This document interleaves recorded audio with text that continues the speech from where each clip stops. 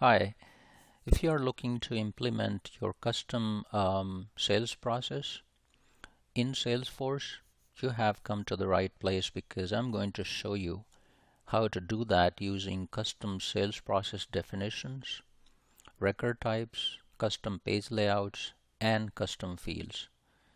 And in order to demonstrate these features, I have created a simple yet practical example for ABC Company. Now, this company has grown over time, and their desire is to start tracking product selling separately from professional services and consulting selling, for which they're requesting that we create two separate sales processes. Um, by the way, I'm making an assumption these are software products for which they would like to track hosting preference, primary usage, and referral for each of the product opportunities. Similarly, for services, the ask is to track an estimate on service hours as well as on project duration, in addition to the referral field. So this is our requirement. So how to implement this in Salesforce and create these two custom sales processes. So for this, I'm going to recommend that we follow these 7 steps one by one in order to realize and implement this requirement. So let me switch over to my dev org and select opportunity object. So first thing is that we need to define two sales processes, right? And as you can see, I have already done that, but I'm going to show you what I have done.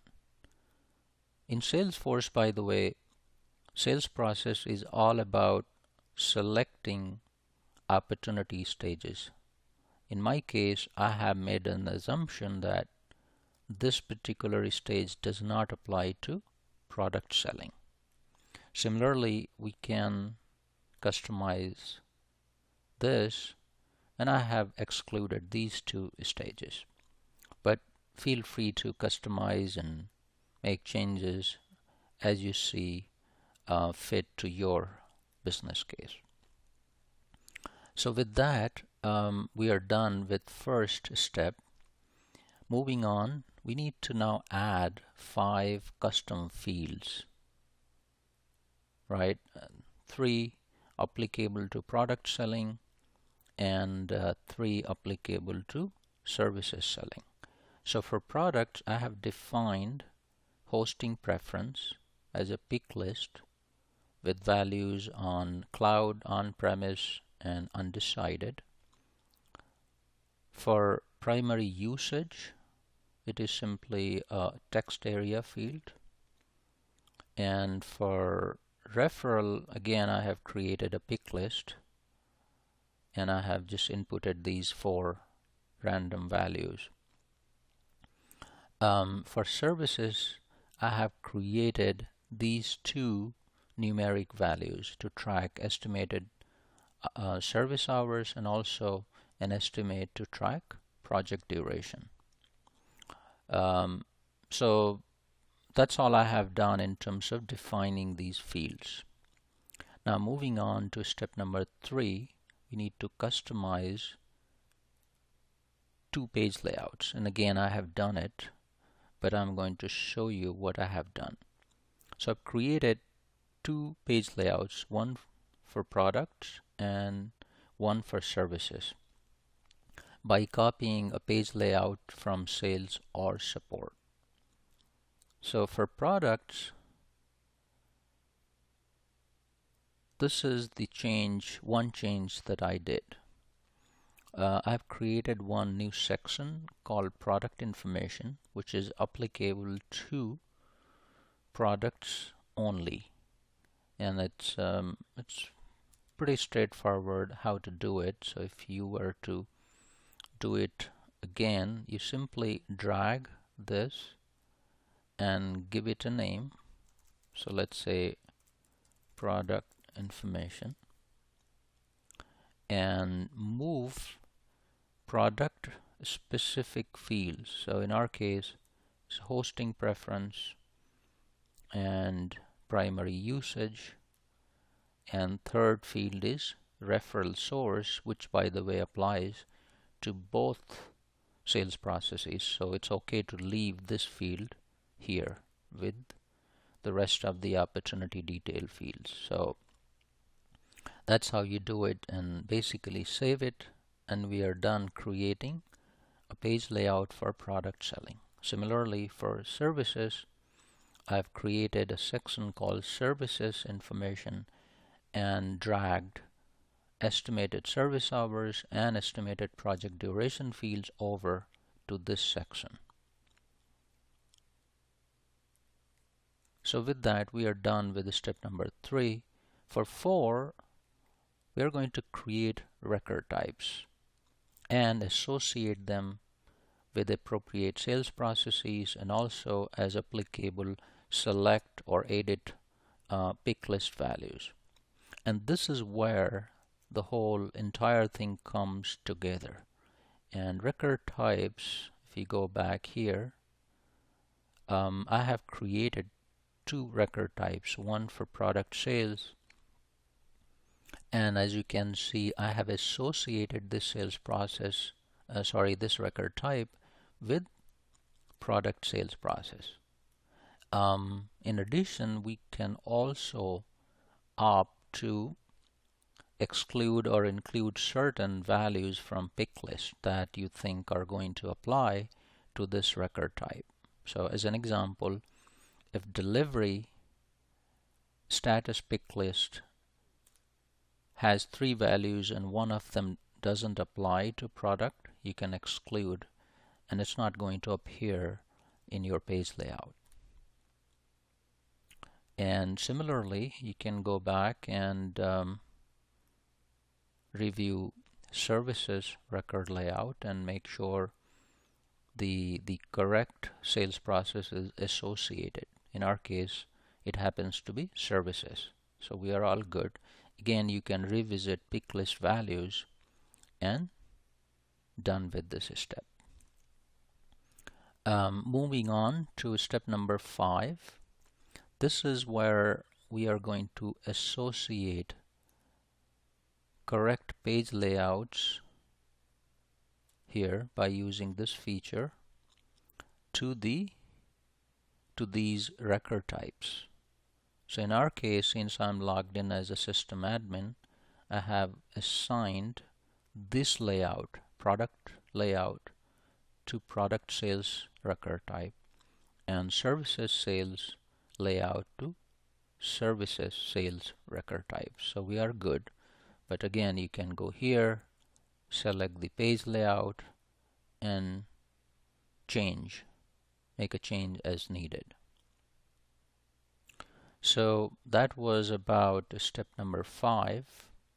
Now, number 6 I'm going to skip, although I would recommend always revisiting these steps quickly, particularly looking at the assignments and page layouts to make sure you have all you wanted. And for the last step, let's make up some use cases. So let's say we need to have referral source as a required field. Okay, for which you can achieve that in 3 different ways. First, you can make that field as required within the opportunity object. Or you could go to page layout and make this field required here. And lastly, you can define your own validation rules, like I have done one here. So let me delete this and create a new validation rule for referral source. And this rule is going to apply to both cases. And that's the reason I'm going to choose validation rule instead of doing it at the page layout level. So let's select referral source, insert, and since this is a pick list value, not all of these functions apply, but I know one that does apply. I think it's text. So let's insert text. So convert pick list value to text and make sure it's not blank. And if it is blank, let's do syntax check. And if it is blank, display an error message to say referral source is required. And we can choose to display this error message next to the field and save. Make sure it's active. So that's how you define validation rules. Now, for page-specific fields, it's always a good practice to make them required here rather than creating a validation rule or making that field required within the object. So as an example, if primary usage is a required field, just do it here and save it. So once we are done, I think we have covered all these steps now. The next thing is to do a quick test. So if you are logged in as a salesperson and you want to create a new opportunity, we are being asked to select which record type, right? So do you want to create a product sales opportunity or services? So if you do this, right, I should expect to see product specific fields here rather than services specific.